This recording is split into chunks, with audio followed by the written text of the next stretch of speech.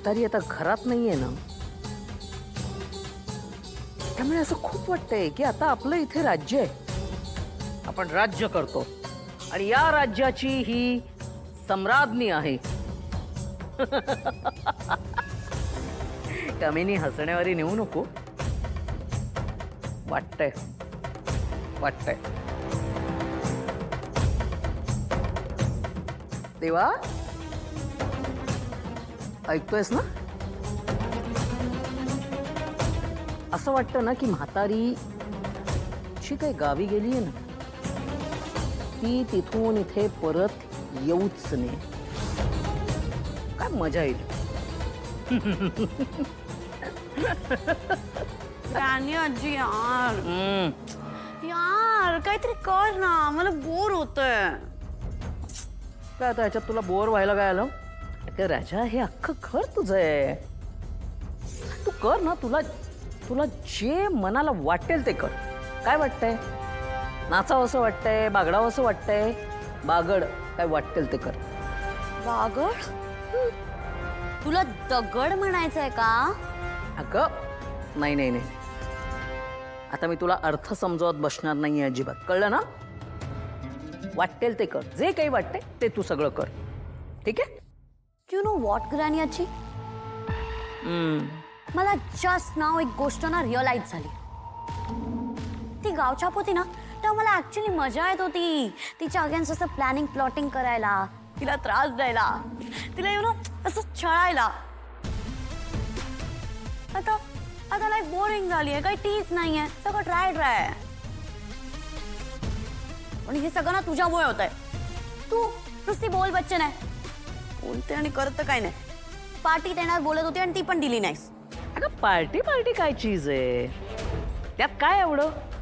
करू की पार्टी, आपण कधीही करू शकतो. Let it be. आता तू पार्टी अजिबात प्लॅन करू नकोस. आता ही अनिका महाजन पार्टी प्लॅन करणार. ऐकतात आहे घर, हे अख्खं माझं आहे. सो मी आता माझ्या स्टाईल मध्ये पार्टी प्लॅन करणार. येस, ठरलं. पार्टीचा खर्च आहे ना, सगळा मी देणार आहे. व्हॉट? थँक्यू ग्रॅनी आजी. लव यू. हे घे घे. हो ग. बागड.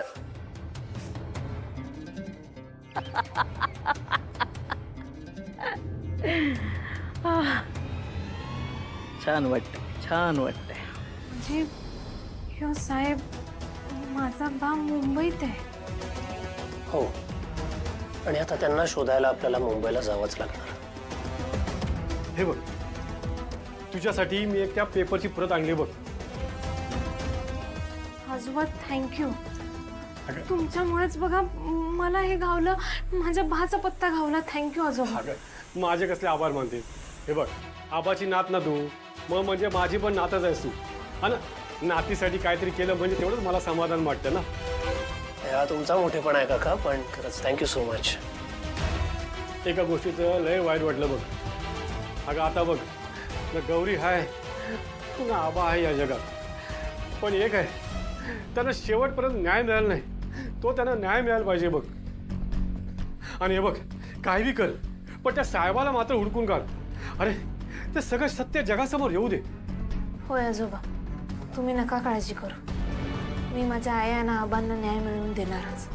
आणि हे बघ पोरी, एक मात्र लक्षात ठेवा, या वालीजमध्ये तुझ्यासाठी एक घर हक्काचं उघडं आहे.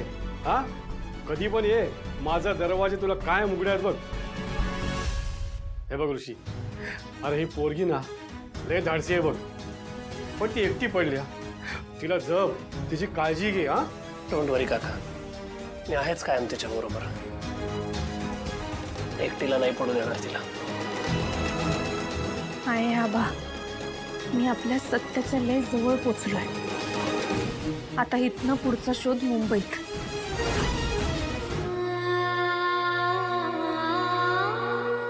तुमचा शोध मी असा अर्धवट राहू देणार नाही. मी मुंबईला परत निघालोय. खरं या टायमाला नुसतं शिकायला नाही, तुमच्या दोघांसाठी, तुमच्या आयुष्याला न्याय मिळवून द्यायला निघालो. हाय आबा, आशीर्वाद असू द्या.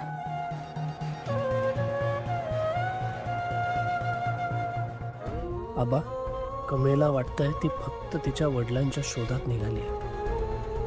पण ह्याच शोधातून ती पुन्हा तिच्या स्वप्नांकडे निघाली. तिच्या या प्रवासात मी तिला कधीच एकटं नाही पडू देणार. कमळे कमळे कमळे, अगं बाहेर चल, सावकार आलेत. तुझ्या संग काहीतरी बोलायचंय म्हणालेत. चल. हे बघ पोरी, तुला माहित असल नसल, खरं तुझ्या आईनं आणि आबानं माझ्याकडून शेतीसाठी कर्ज घेतलं होतं. ते तसंच आहे. आता आबा गेलं तेव्हा मी गप्प बसलो होतो. आता सरोज पण गेली, मग माझ्या पैशाचं काय, ते कोण देणार? सावकार, मला थोड्या दिवसांची मुदत द्या की मी तुमचं सगळं पैसे परत देतो. अगं तू मोप म्हणशील की मी देतो म्हणून, पण मी तुझ्यावर विश्वास कसा देऊन चालणार? विश्वासानं हा व्यवहार चालत नाही. तुझ्या आईनं बी शपथ दिला होता. त्याचं काय झालं? मला माझं पैसे मिळालं, तसं बी नवऱ्यानं सोडलेल्या बाईचं आयुष्य सुखात जाणार होतं. होय, बास, गेलेल्या माणसाबद्दल असं बोलताना लाज नाही वाटत तुम्हाला? तुमचे बँक डिटेल्स द्या. किती पैसे झालेत? ऋषी सर प्लीज, हाया ना आबाने यांच्याकडनं कर्ज घेतले तर ते मी फेडायला पाहिजे. माझी जबाबदारी.